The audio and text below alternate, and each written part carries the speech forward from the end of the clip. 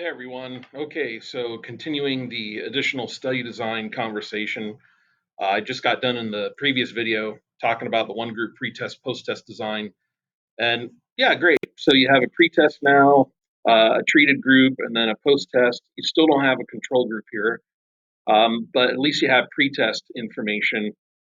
And the problem though is that, yeah, you have pre-test information, so you can get an idea of pre-post a treatment. However, there are reasons why a group may change other than the treatment.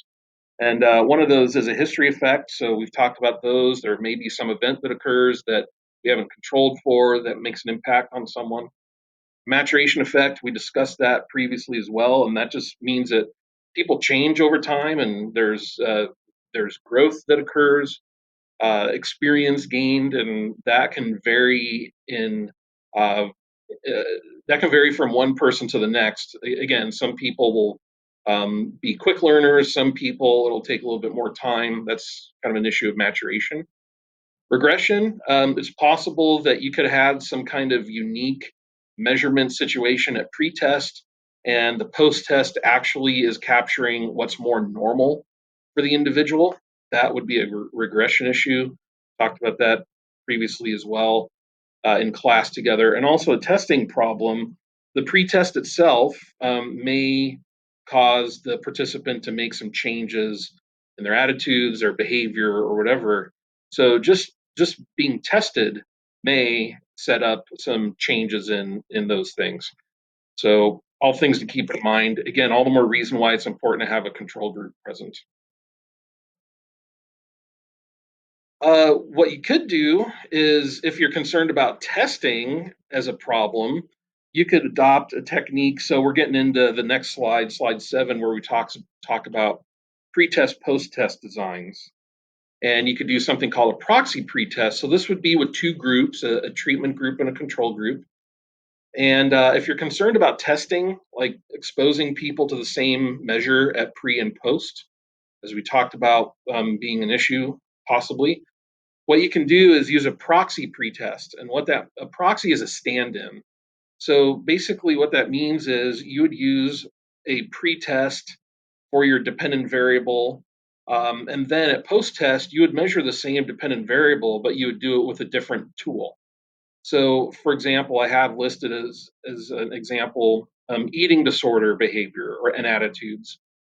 At pretest, you could measure people with the eating disorders inventory, the EDI. At post-test, you could still measure eating disorder symptoms, but with a different measure. So the eating attitudes test 26 just means it's got 26 items. So both go back to your validity. So you need to make sure that you have adequate convergent validity for these measures, because if not, you theoretically could be measuring something different. So you want to make sure that your pretest measures the same variable as your post-test, and you can determine that based on the validity that the tests have for the constructs they're measuring.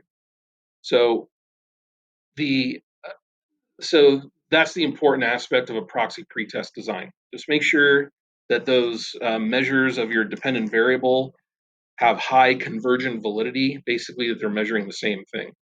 Okay.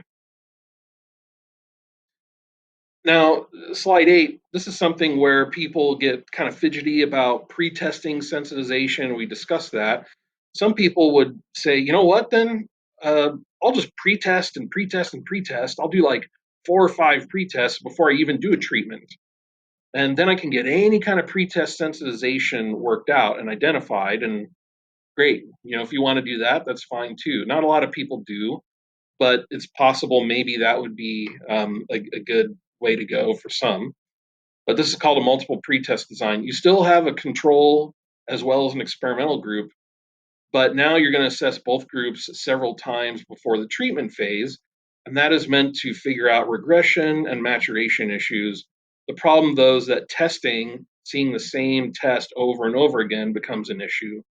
And you also have to keep an eye out for how long you're allowing between the different test administrations pre-test.